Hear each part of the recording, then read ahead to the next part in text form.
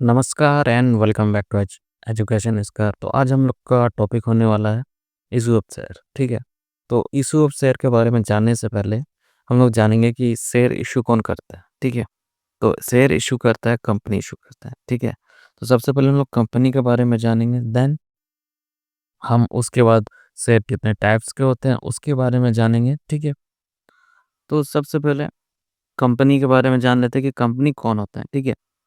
तो company company एक व्यक्तियों का समूह है, जो कि एक व्यक्तियों का संघ है जो कि एक कॉमन ऑब्जेक्टिव को पूरा करने के लिए कैपिटल को शेयर में डिवाइड करके रखते हैं। ठीक है। इसको कंपनी बोलते हैं। ठीक है। अब according to chief justice Marshall के अनुसार, ठीक है, जो चीफ जस्टिस तो उसके अनुसार कंपनी का डेफिनेशन क्या है। कंपनी एक अदृश्य यानी कंपनी को हम लोग देख नहीं सकते, अमित इंटांजिबल होता है और कृत्रिम व्यक्ति होती है यानी कि आर्टिफिशियल इंटेलिजेंट होता है। ठीक है।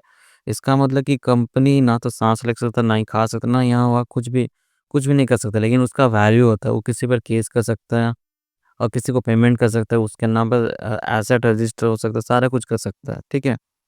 जिसका अस्तित्व केवल कानून की दृष्टि में होता है। ठीक है। और कंपनी का वैल्यू सिर्फ लीगल होता है, जो कि लीगल फॉर्मेलिटी के अकॉर्डिंग उसको क्रिएट किया जाता है। ठीक है।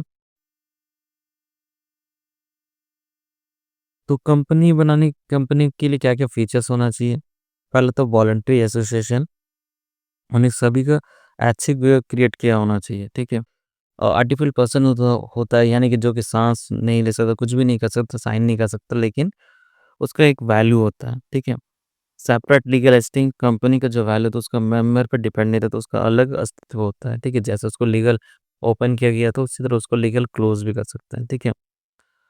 लिमिटेड लाइफ में कंपनी में जो शेयर होल्डर रहता है, जितना शेयर ले उतने ही शेयर के लिए उन लोगों को लॉस लॉस होगा तो उतने ही कवर करेगा। ठीक है। एक्स्ट्रा उन लोगों को पर्सनल एसेट सोल्ड नहीं कर सकता है। ठीक है। यानी कि कम अगर लॉस होता है, अगर कंपनी के नाम पे जितने भी एसेट उसको हम लोग सोल्ड करके कंपनी का लॉस का भरपाई कर सकते हैं। ठीक है। फैक्चुअल सक्सेशन, वो कंपनी क्या है कि एक कृत्रिम व्यक्ति जो कभी डेड नहीं, तो उसको खाली लीगल प्रोसीजर से ही हम लोग क्लोज कर सकते हैं। ठीक है। जिस कारण कंपनी कंपनी का कंपनी शेयर होल्डर पर डिपेंड नहीं रहता, क्योंकि एक शेयर होल्डर जाने से दूसरा शेयर होल्डर आते रहता है। ठीक है। कॉमन सेल यानी कंपनी देखो साइन तो कर नहीं सकते, इसलिए कंपनी का स्टाम्प होता है। ठीक है। जिसमें कंपनी का नाम, एड्रेस और कॉन्टैक्ट नंबर राइट किया हुआ रहता है। ठीक है।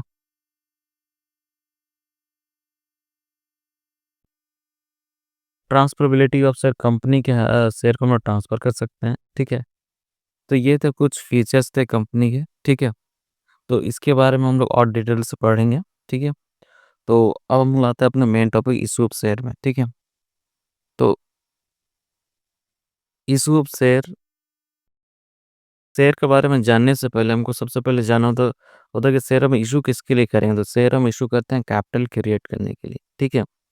तो तो कैपिटल क्या होता है? कैपिटल वो होता है कि जो ओनर के द्वारा पैसा लाया जाता है ताकि जिससे कि फर्म चल सके और प्रॉफिट अर्न कर सके। ठीक है। तो वो होता है कैपिटल होता है। ठीक है। अब हम लोग जो शेयर कैपिटल था, जो कि कैपिटल जो हम सारा शेयर होल्डर हम लोग जो कलेक्ट करके रखता है, उसको हम लोग क्या करते हैं, कैश में नहीं रखते हैं। ठीक है। उसको हम शेयर के फॉर्म में कन्वर्ट करके रखते हैं। ठीक है। मतलब कि छोटे छोटे पार्ट में डिवाइड करके रखते हैं। ठीक है। अब जो शेयर कैपिटल होता है ये कितने टाइप्स का होते हैं? तो देखिए इसका कितना टाइप्स होता है। सबसे पहले आता है ऑथराइज्ड रजिस्टर्ड नॉमिनल कैपिटल। तो ये होता है कंपनी का मैक्सिमम कैपिटल, जिसके मतलब इससे ज़्यादा का अमाउंट वो शेयर इश्यू नहीं कर सकते। जैसे कि हर एक कंपनी का मैक्सिमम कैपिटल बताइए, किसी का 10 लाख होता है, किसी का 1 करोड़ होता है। तो उससे मतलब कि ज़्यादा को शेयर इश्यू नहीं कर सकता पब्लिक में। ठीक है। उसके अलावा इशू सेट मतलब कि कितना शेयर पब्लिक को ऑफर कर रहा है परचेज़ करने के लिए, उसको बोलते हैं इशू सेट। ठीक है। अब सब्सक्राइब शेयर क्या होता है कि जैसे कि आप जो शेयर इश्यू कर रहे हैं पब्लिक में, ज़रूरी नहीं ये नहीं है कि आपका सारा शेयर खरीद ले पब्लिक। ठीक है। उसमें से कुछ कम भी हो सकता है। ठीक है। जैसे कि 1000 शेयर इश्यू किए हैं और 800 है पब्लिक खरीदे, तो हमारा कितना हो जाएगा सब्सक्राइब 800। ठीक है। Subscribe and fully paid up share, इसका मतलब कि मेरा पब्लिक पूरा अगर 800 शेयर खरीद लिया था पूरा का पूरा हमको पैसा मिल गया, ठीक है। Subscribe but not fully paid मतलब कि कुछ शेयर का पैसा हम लोग को पब्लिक पेमेंट नहीं करता है, ठीक है। इस कारण से होता है। उसके अलावा और क्या था, कॉल्ड अप कैपिटल यानी कि हम कितना रुपए तक कॉल किए हैं, ठीक है। जैसे कि हमारा शेयर, एक शेयर का दाम 10 रुपए था, तो हम इंस्टॉलमेंट पैसा लेते तो 8 रुपए तक ही कॉल किया, बाकी 2 रुपए में बोले थे कि ज़रूरत पड़ रहा है फिर कॉल करेंगे, यानी कि मेरा कॉल्ड अप कैपिटल कितना हो गया, रुपीज़ 8, ठीक है। पेड अप कैपिटल जितना जितना पेड किया, ठीक है। इसके बाद आता है uncalled up capital. Uncalled up capital वो होता है जिससे हम अभी तक कॉल नहीं किए हैं। जैसे कि 10 रुपये तक हमको शेयर का रुपीज़ माँगना था, हम 8 रुपए से कॉल किए तो हो गया अनकॉल्ड अप, ठीक है। रिज़र्व कैपिटल क्या होता है? रिज़र्व कैपिटल जो अनकॉल्ड अप कैपिटल को ही बोलते हैं, यानी कि जब उसको ज़रूरत पड़ेगा तभी हम उसको कॉल करते हैं, ठीक है। अब अनइश्यूड कैपिटल क्या होता है? जिसको हम इश्यू ही नहीं किए हैं। जैसे कि कंपनी के पास 5,000 शेयर था, कंपनी सिर्फ इश्यू कर रहा है 3,000, तो 2,000 हम जो इश्यू नहीं किए उसको बोलते हैं अनइश्यूड कैपिटल, ठीक है। तो इ इतने टाइप्स थे कैपिटल के बारे में, ठीक है। अब हम लोग आते हैं शेयर, जिसके बारे में हमको इस चैप्टर में पढ़ना है, ठीक है। तो शेयर क्या होता है? शेयर जो होता है कि जो कंपनी के मैक्सिमम कैपिटल होता है उसको छोटे-छोटे पार्ट में वो डिवाइड करके रखते हैं, उसको बोलते हैं शेयर, ठीक है। अब शेयर शेयर कितने टाइप्स का होता है? शेयर होता है हमारे 2 टाइप्स के, प्रेफ़रेंस शेयर होता है और इक्विटी शेयर। तो इक्विटी शेयर जिसके पास होते हैं वो कंपनी के ओनर्स होते हैं, ठीक है। और प्रेफ़रेंस शेयर शेयर होल्डर होते हैं सिर्फ, ठीक है। तो देखिए प्रेफ़रेंस शेयर मतलब जैसे कि नाम में प्रेफ़रेंस लिखा हुआ तो इसका मतलब कि उसको प्रेफ़र है। अगर कंपनी का लॉस होता है तो इसको पहले पैसा इक्विटी शेयर की कंपनी इसको पहले पैसा मिलता है, ठीक है। और इन लोगों में क्या डिफरेंस हो, जैसे प्रेफ़रेंस शेयर को वोट देने का अधिकार नहीं होता, लेकिन इक्विटी शेयर को होता है, ठीक है? और इक्विटी शेयर को सबसे लास्ट, क्योंकि ये ओनर है तो सबसे लास्ट में इसको प्रॉफ़िट लेना होता है, ठीक है? तो इसके अलावा preference share and equity share में क्या-क्या डिफरेंस होता है, ठीक है? तो ये एक इम्पोर्टेंट क्वेश्चन है, दोनों शेयर में क्या-क्या डिफरेंस होता है? पहला तो right to dividend, preference share को डिविडेंड मिलता है, इक्विटी शेयर को डिविडेंड नहीं मिलता है, ठीक है? रेट ऑफ डिविडेंड, इसमें प्रेफ़रेंस शेयर को 1% के रेट के हिसाब से डिविडेंड मिलता है, लेकिन इक्विटी शेयर को उसका कोई प्रॉफ़िट नहीं मिलता है, ठीक है।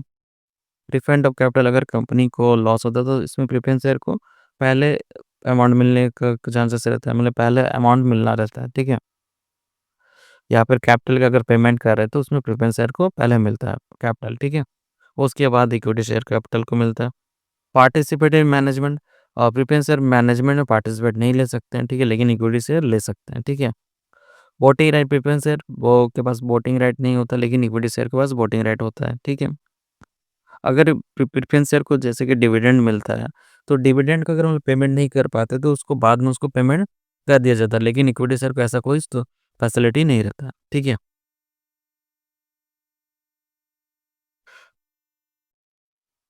तो इसके बाद हम अपना मेन टॉपिक में आते हैं, इश्यू ऑफ शेयर, ठीक है। तो इश्यू ऑफ शेयर मतलब कि हम जो शेयर इश्यू कर रहे हैं तो उसको उसके मतलब कितने मेथड से हम इश्यू कर सकते हैं। पहला तो issue of share for cash, ठीक है। और issue of share for consideration other than cash, ठीक है। तो देखिए शेयर जो इश्यू करते हैं हम किस लिए करेंगे, हम कैश हमारे पास नहीं रहने पे हम शेयर इश्यू करते हैं ताकि हम पब्लिक से कैश कलेक्ट कर सकें, ठीक है। क्योंकि देखिए कैश तो कंपनी को चलाने के लिए चाहिए होता है, ठीक है। अब कंपनी ये ट्राई करता है कि हमको बिना लॉस या फिर बिना किसी तरह का लोन क्रिएट किए हुए ही पैसा मिल जाए। तो कंपनी क्या करता है कि अपने से अपना जो शेयर होता है उसमें से कुछ अपना जो शेयर होता है उसमें से कुछ शेयर पब्लिक में इश्यू कर देता है, जिससे कि अगर कंपनी को गेन होता है उससे उन लोगों को भी थोड़ा प्रॉफिट मिल जाए और बदले में उसको कंपनी को क्या होता है कि इनिशियल कैश मिल जाता है, ठीक है। इससे कंपनी को अच्छे से चला सकते हैं, ठीक है। तो कंपनी को 2 तरह से इश्यू कर सकते हैं शेयर, पहले issue of share for cash, cash में इश्यू कर सकते हैं, जिसमें हम क्या करते हैं कि पहले एप्लीकेशन आता है, फिर अलॉटमेंट, फिर हम कॉल्स करते हैं, ठीक है। और इश्यू ऑफ शेयर कंसिडरेशन मतलब इसमें क्या कहते हैं कि अगर हम कोई एसेट्स खरीद लिए तो उसके बदले हम उसका पेमेंट किसमें करते हैं, शेयर में, ठीक है। तो सबसे पहले हम लोग सीखेंगे issue of share for cash, ठीक है। तो इसका जनरल एंट्री देख लेते हैं सबसे पहले, ठीक है। तो जनरल एंट्री क्या है? पहला तो एप्लीकेशन का एंट्री होता है जिसमें क्या करते हैं पैसा रिसीव करते हैं, ठीक है। तो एंट्री क्या होगा, बैंक अकाउंट डेट शेयर एप्लीकेशन, ठीक है। अब उस एप्लीकेशन में जो अमाउंट कलेक्ट किया उसको हम क्या करते हैं, शेयर कैपिटल में ट्रांसफर करते हैं, ठीक है। फिर अलॉटमेंट का ड्यू रखते हैं, share allotment to share capital, और देन अलॉटमेंट का भी अमाउंट रिसीव करते हैं, bank account due to share allotment. उसके बाद ठीक है, हम फर्स्ट कॉल का ड्यू रखते हैं अमाउंट, ठीक है। उसके बाद यानी कि हम जितने कॉल में उससे पैसा माँग रहे हैं, ठीक है। अगर फर्स्ट कॉल में माँग रहे हैं तो फर्स्ट कॉल का ड्यू रखेंगे, फिर रिसीव करेंगे। अगर सेकंड एंड फाइनल कॉल माँग रहे हैं तो सेकंड एंड फाइनल का ड्यू रखेंगे, फिर रिसीव करेंगे, ठीक है। और इसके अलावा अगर कोई एक्सपेंसेस उसका उसका पेमेंट हम लोग ज़रूर कर देते हैं, ठीक है। जैसे प्रिलिमिनरी एक्सपेंसेस अकाउंट या टू बैंक अकाउंट, ठीक है। तो ये एक्सपेंसेस के लिए था। तो ये था इसका जो एंट्रीज़ रहता है, ठीक है। तो हम इसी के बेस में कुछ क्वेश्चन बनाएँगे, ठीक है, जिससे आपको डाउट क्लियर होगा। जितना भी कंडीशन होता है, वह सारा कंडीशन इसमें सॉल्व करेंगे, ठीक है।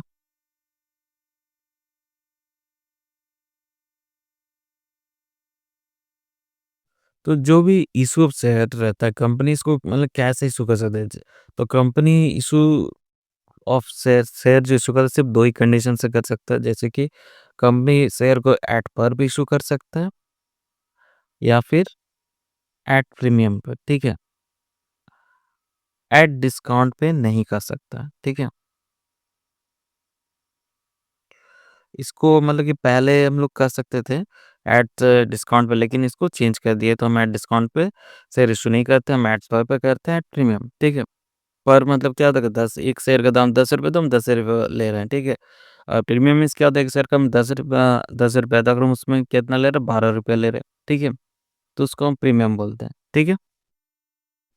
तो अब इससे रिलेटेड एक क्वेश्चन कर लेते हैं, ठीक है।